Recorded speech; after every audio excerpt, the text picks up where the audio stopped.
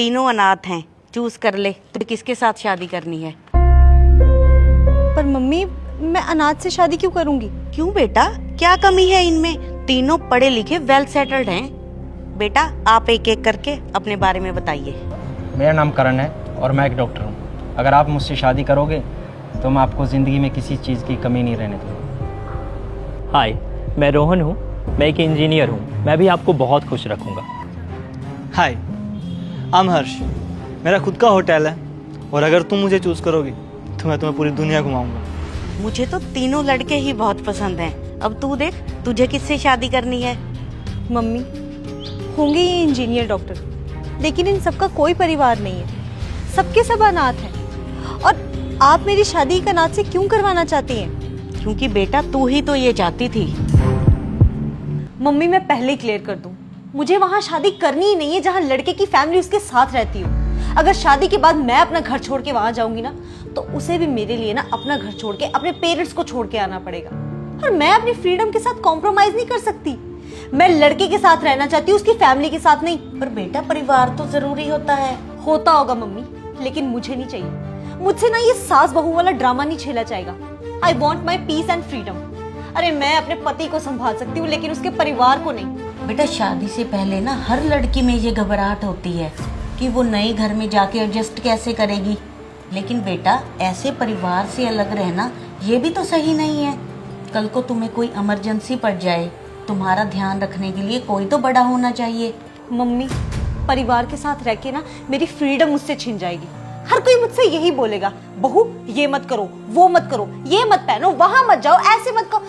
Oh my God mummy, boundaries के साथ ना मैं नहीं रह सकती। मुझे टॉक्सिक एनवायरनमेंट में ना रहना ही नहीं है। मम्मी, मुझे ना अपनी लाइफ बस अपने पति के साथ जीनी है। ना होगी फैमिली, ना होगी कोई टेंशन। प्लीज अगर कोई ऐसा लड़का मिले ना तो मुझे बताना। देख जैसा लड़का तुझे चाहिए था वैसा ही तो ढूंढ के दिया है मैंने। तू यही चाहती थी ना कि उसकी कोई फैमिली ना हो। देख इनमें से किसी की भी फैमिली नहीं है ना। अब तुझे कोई रोकने टोकने वाला, ये अपने काम पे चले जाएंगे। तू जैसा मर्जी खा, जैसा मर्जी पहन, पूरी लाइफ एंजॉय कर अपनी जैसे मर्जी। ना ही कोई परिवार की टेंशन, ना ही कोई टॉक्सिसिटी। यार मम्मी, ऐसे थोड़ी होता है। अरे बेटा यही तो मैं तुम्हें समझाने की कोशिश कर रही थी। ये जो तुम लड़कियों ने ट्रेंड बनाया हुआ है ना कि हमें अलग रहना है, हमें परिवार के साथ रहना नहीं, हमें फैमिली नहीं चाहिए।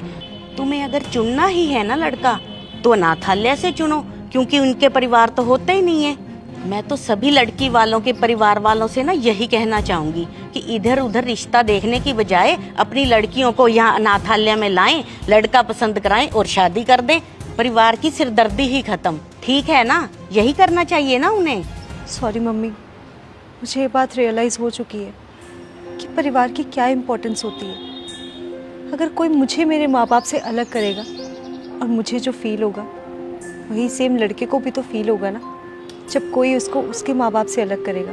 अब मैं कभी भी जिद नहीं करूँगी आपसे परिवार को लेके। और मम्मी, अब जैसा भी लड़का ढूंढना चाहती है ना मेरे लिए, वैसा ही ढूंढिए। परिवार की कीमत ना वही लोग समझ सकते हैं जिनके परिवार नहीं होते। इन लोगों को देखो, ये बेचारे परिवार के लिए तरसते हैं। इसलिए बेटा भगवान का हमेशा शुक्रिया अदा करो कि उसने तुम्हें परिवार दिया। बेटा तुम सबका बहुत बहुत थैंक यू जो तुमने मेरी बेटी को सब सिखाने में मेरा साथ दिया।